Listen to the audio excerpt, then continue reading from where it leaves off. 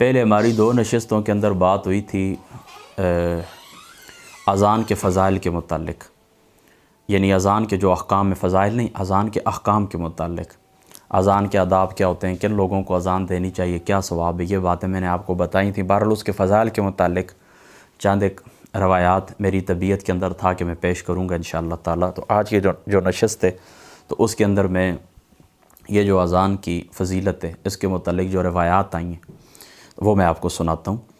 حضرت ابو ہریرہ رضی اللہ تعالیٰ عنہ آپ اس حدیث پاک کے راوی ہیں کہ فرماتے ہیں ان رسول اللہ صلی اللہ تعالیٰ علیہ وآلہ وسلم لو یعلم الناس ما فی النداء والصف الاول، لوگ اگر جان لیتے کہ ندا اور صف اول یعنی پہلی نماز کے لیے جو صفیں بنائی جاتی ہیں نا، تو پہلی صف کی کیا فضیلت ہے اور اذان دینے کی کیا فضیلت ہے، یہ اگر لوگ جان لیتے ثم لم یجدوا الا ان یستحموا علیہ، تو پھر اس طرح کرتے کہ اس کے لیے ان کو قرآن اندازی کرنا پڑتی، ٹھیک ہے، الا ان یستمعوا علیہ لاستحموا علیہ، تو پھر اس کے لیے قرآن اندازی کرتے، ولو یعلمون ما فی التحجیر، اور اگر لوگوں کو یہ بات معلوم ہو جاتی ما فی التحجیر لاستبقوا الیہ، کہ پہلے وقت کے اندر یعنی اول وقت کے اندر نماز کی کیا فضیلت ہے، تو اول وقت کے اندر نماز کی کیا فضیلت ہے، تو یہ کیا کرتے کہ لم یجد اللہ تاجیر لاستبقوا الیہ، تو وہ لوگ کیا کرتے، دوڑ کر آتے، یعنی اول وقت کے اندر نماز ادا کرنا، یعنی جب وقت شروع ہو جائے نا تو پھر اس کے بعد جو مستحب وقت ہوتا ہے اول وقت، یعنی دیر نہ کرنا نماز کے اندر، اس کی کیا فضیلت ہے، تو لوگ کیا کرتے، دوڑ کے آتے۔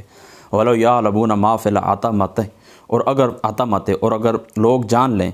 کہ عشاء اور فجر کی نماز میں والصبح، عشاء اور صبح کی نماز میں کیا شان ہے، عشاء اور صبح کی نماز میں کیا ثواب ہے، تو لأتوہما ولو حبوا، تو وہ ضرور اس کے اندر شریک ہوتے اگرچہ ان کو گھسیٹ کے، اپنی جانوں کو گھسیٹ کے مسجد کی طرف لانا پڑتا۔ یعنی ساری روایات کا خلاصہ میں پھر آپ کو سمجھا دیتا ہوں کہ حضور نبی پاک صلی اللہ تعالیٰ علیہ وآلہ وسلم آپ نے فرمایا اذان کہنے کے اندر کیا فضیلت ہے، اور اسی طریقے سے اول نماز کے اندر، اول صف کے اندر نماز پڑھنے کی کیا فضیلت ہے، یہ لوگ اگر جان لیتے تو قرآن اندازی کرتے۔ اسی طریقے سے اول وقت کے اندر نماز پڑھنے کی فضیلت لوگوں کو معلوم ہو جاتی تو لوگ دوڑ کے آتے۔ اسی طریقے سے صبح کی نماز اور عشاء کی نماز کے اندر حاضر ہونے کی لوگوں کو فضیلت معلوم ہو جاتی، ثواب معلوم ہو جاتا تو گھسٹ کے آتے۔ تو اس حدیث پاک کے اندر بھی دیکھیں نا، حضور کیا فرماتے ہیں کہ کتنی بڑی شان ہے مؤذن کی جو اذان دیتا ہے، اگر یہ لوگوں کو معلوم ہو جائے تو لوگ کیا کریں، قرآن اندازی کریں۔ ٹھیک ہو گئی، یہ اذان کی فضیلت میں پہلی روایت ہے۔ آگے بڑھیے، وعن معاویہ رضی اللہ تعالیٰ عنہ، حضرت معاویہ رضی اللہ تعالیٰ عنہ آپ سے مروی روایت ہے، سمعت رسول اللہ صلی اللہ تعالیٰ علیہ وآلہ وسلم یقول المؤذنون اطول الناس اعناقا یوم القیامۃ، قیامت والے دن یہ جو مؤذن ہوتے ہیں نا، یہ بڑی گردنوں والے ہوں گے، لمبی گردنوں والے ہوں گے۔ لمبی گردن سے کیا مراد ہے، لمبی گردن سے یہ مراد ہے کہ یہ لوگ بڑے شان کے ساتھ کھڑے ہوں گے، ٹھیک ہے، ان کو امید ہوگی ثواب کی، ٹھیک ہے، مؤذنین کو امید ہوگی بڑے ثواب کی، اس لیے یہ کیا کریں گے، گردنیں اونچی کر کے دیکھیں گے، یعنی اس طرح نہیں ہوگا کہ ان کی گردنیں اللہ تعالیٰ لمبی کر دیں گے۔ ظاہر سی بات ہے کہ جسم کے جو تناسب ہوتا ہے اسی کے تناسب سے جسم کے جو اعضاء ہیں، کتنا انسان موٹا ہے کتنا کمزور ہے، اسی کے تناسب سے گردن بھی ہوتی ہے نا۔ اگر جو جسمانی یہ جو ڈیل ڈال آپ کو نظر آتا ہے، یہ جو ہمارا بدن ہوتا ہے، اگر اس سے گردن لمبی ہو جائے اس کے تناسب سے تو وہ تو بدی معلوم ہوتی ہے، بری معلوم ہوتی ہے۔ تو گردن ان کی لمبی ہوگی، اس سے کیا مراد ہے، ان کو ثواب کی امید ہوگی، لہٰذا یہ اوپر اٹھ کر بڑی شان کے ساتھ اور بڑی اطمینان کے ساتھ گردن اونچی کر کے دیکھیں گے۔ وعن عبداللہ بن عبد الرحمن، آگے آتے ہیں حضرت ابو سعید الخدری رضی اللہ تعالیٰ عنہ آپ سے مروی روایت ہے، انی اراک تحب الغنم والبادیہ فاذا كنت في غنمك او بادیتك تو فأذنت للصلاة فارفع صوتك بالنداء فإنه لا يسمع مدا صوت المؤذن جن ولا انس ولا شیء الا شهد له یوم القیامت۔ حضرت ابو سعید خدری رضی اللہ تعالیٰ عنہ آپ نے فرمایا کہ میں تمہیں دیکھتا ہوں کہ تم بکریوں کو پسند کرتے ہو اور جنگل کو پسند کرتے ہو۔ ظاہری سی بات ہے اس زمانے کی سب سے بڑی دولت یہی ہوتی تھی، بکریاں وغیرہ یہ جو ہوتا ہے جانور ہوتے تھے۔ پس جب تم اپنی بکریوں کو جنگل میں ہو، بس جب تم اپنی بکریوں کو چرا رہے ہو جنگل کے اندر تو تم نماز کے لیے اذان کہو، تم نماز کے لیے اذان کہو اور اونچی آواز کے ساتھ کہو۔ جنگل کے اندر آپ بکریاں چرا رہے ہیں تو آپ کیا کریں کہ اونچی آواز کے ساتھ اذان دیں، اونچی آواز کے ساتھ، کیونکہ جہاں تک آواز پہنچتی ہے کوئی جن انسان حجر پتھر کوئی چیز بھی ایسی نہیں ہے وہ قیامت والے دن گواہی دے گی یعنی انسان تو ٹھیک ہے، مومن مسلمان انسان ٹھیک ہے، وہ تو گواہی دے گا. یہ جو پتھر اجر ہیں جن بھی گواہی دیں گے، پتھر بھی درخت بھی گواہی دیں گے، اللہ تعالیٰ ان کو بھی گویائی عطا کریں گے، اور وہ جہاں تک آواز پہنچتی ہے نا اس بندے کے متعلق وہ گواہی دیں گے کہ پاک پروردگار اس نے اذان دی تھی، اور گواہی کی وجہ سے پھر اللہ تعالیٰ، ظاہر سی بات ہے گواہی شفاعت کوئی کہتے ہیں، وہ سفارش کریں گے اس بندے کی. آگے یہ ایک روایت ہے، چونکہ نماز کا وقت بھی قریب ہے اس کو چھوڑ دیتا ہوں. یہ مشہور روایت ہے حضرت ابو ہریرہ سے کہ جب اذان دی جاتی ہے تو پھر شیطان پیٹ پھیر کر دور چلا جاتا ہے. ٹھیک ہے، یہ روایت اتنی طویل تو نہیں ہے، بہرحال چونکہ نماز کا وقت قریب ہے لہٰذا اس کو یہاں پر چھوڑ دیتے ہیں. آگے بڑھتے ہیں کہ اس میں بھی یہ حدیث پاک کے اندر آتا ہے نا، بلکہ سنن نسائی کی روایت میں آپ کو تفصیلی سنا دیتا ہوں کہ حضور علیہ الصلوۃ والسلام نے فرمایا کہ جس وقت مؤذن اذان دیتا ہے تو جس طرح وہ کہتے ہیں تم اسی طرح کہو، یعنی مؤذن کی اذان کا جواب دو. تو یاد رکھیں، یہ پہلے بھی میں آپ کو بتا چکا ہوں، پھر بتا دیتا ہوں کہ اشہد ان محمد الرسول اللہ، اس کے اوپر پہنچ کر مستحب یہ ہے کہ قرۃ عینی بک یا رسول اللہ صلی اللہ تعالیٰ علیہ وآلہ وسلم پہلی دفعہ، اور جب دوبارہ کہا اشہد ان محمد رسول اللہ تو صلی اللہ علیہ یا رسول اللہ، اور انگوٹھے چوم کر اس طرح آنکھوں سے لگانا، یہ مستحب ہے. یہ پہلے میں آپ کو بتا چکا ہوں. تو جس وقت مؤذن یہاں پر پہنچے تو آپ نے اس طرح کرنا ہے، اور حی علی الصلاۃ حی علی الفلاح کے وقت آپ نے کہنا ہے کیا، ولا حول ولا قوۃ الا باللہ العلی العظیم. اور اسی طریقے سے صبح کی جو اذان ہوتی ہے نا، تو جس وقت وہ کہتا ہے نا کہ الصلاۃ خیر من النوم، تو اس کے جواب میں آپ نے کہتے ہیں صدقت و بررت. ٹھیک ہے، باقی اذان اسی طرح اشہد ان لا الہ الا اللہ کہیں، آپ بھی اشہد ان لا الہ الا اللہ کہیں، وہ کہے اللہ اکبر آپ بھی کہیں اللہ اکبر. جہاں پر اذان پھر ختم ہو جاتی ہے لا الہ الا اللہ وہ کہہ دیتا ہے، آپ بھی لا الہ الا اللہ کہیں.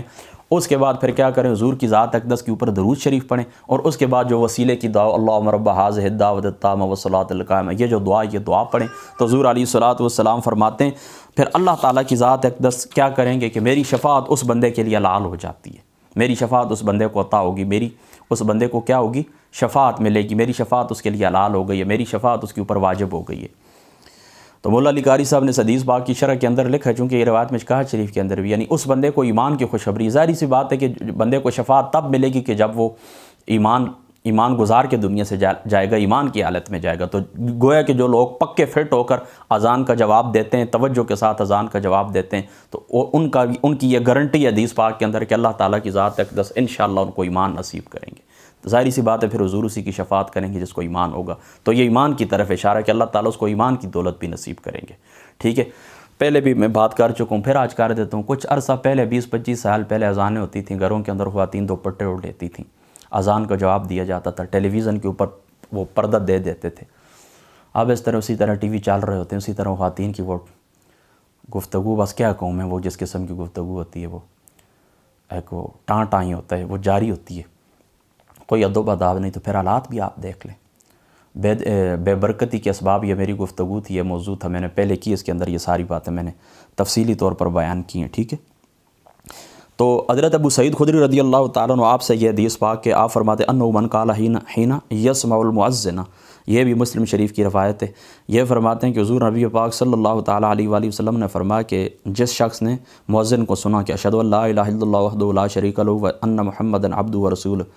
کہ حضور علیہ الصلوۃ والسلام نے فرمایا جس شخص نے اذان سن کر کہا، یعنی مؤذن کو سننے سے مراد یہ اذان مکمل ہو گئی، اذان سن کر جس نے یہ کہا، کیا کہا، اشہد ان لا الہ الا اللہ وحدہ لا شریک لہ وان محمدا عبدہ ورسولہ رضیت باللہ ربا وبمحمد رسولا وبالاسلام دینا غفر لہ ذنبہ، اللہ تعالیٰ کی ذات اقدس اس کے سارے گناہ معاف کر دیں گے، یہ جملہ بولنے سے. اب یہ جملہ کب بولا جائے؟ محدثین نے اس کے 2 جواب دیے کہ جب مؤذن اشہد ان لا الہ الا اللہ کہے تب یہ جملہ بولا جائے. دوسرے محدثین جمہور کی رائے یہ وہ کہتے ہیں کہ اذان ختم ہونے کے بعد یہ کلمات، کیونکہ اذان کے ساتھ تو پھر آپ نے اسی طرح جواب دینا ہے جس طرح پیچھے میں آپ کو بتا کے آ گیا ہوں. تو وہ روایت اس کے اوپر دلالت کرتی ہے کہ جس طرح مؤذن کہے آپ بھی اسی طرح کہتے رہیں. ٹھیک ہو گئی یہ بات؟ تو لہٰذا اذان کا جواب دیں اور اذان ختم ہو جائے تو یہ الفاظ کہیں. میں پھر الفاظ دہرا دیتا ہوں، اشہد ان لا الہ الا اللہ وحدہ لا شریک لہ وان محمدا عبدہ ورسولہ رضیت باللہ ربا وبمحمد رسولا وبالاسلام دینا، یہ جملہ کہیں. تو کیا ہو گیا؟ غفر لہ ذنبہ، اللہ تعالیٰ کی ذات اقدس جو کچھ اس سے گناہ ہو چکے ہیں اللہ تعالیٰ کی ذات اقدس اس کو معاف فرما دیں گے. آخری روایت بس میں پڑھتا ہوں. وعن انس رضی اللہ تعالیٰ عنہ، حضرت انس رضی اللہ تعالیٰ عنہ آپ فرماتے ہیں قال رسول اللہ صلی اللہ تعالیٰ علیہ وآلہ وسلم الدعاء لا يرد لا يرد بین الاذان والاقامت، یہ ابو داؤد شریف کی روایت بھی ہے، جامع ترمذی شریف کی روایت بھی ہے کہ حضرت انس رضی اللہ تعالیٰ عنہ آپ فرماتے ہیں کہ حضور علیہ الصلوۃ والسلام نے فرمایا اذان اور تکبیر کے درمیان دعا رد نہیں ہوتی،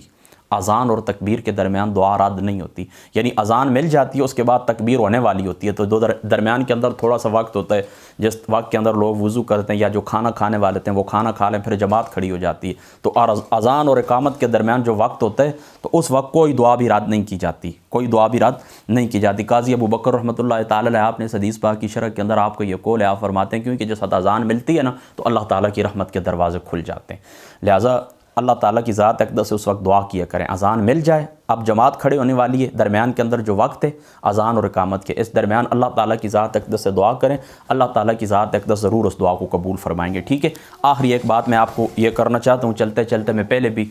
اس بات کی طرف توجہ دلا چکا ہوں کہ اذان کے آداب میں سے یہ ہے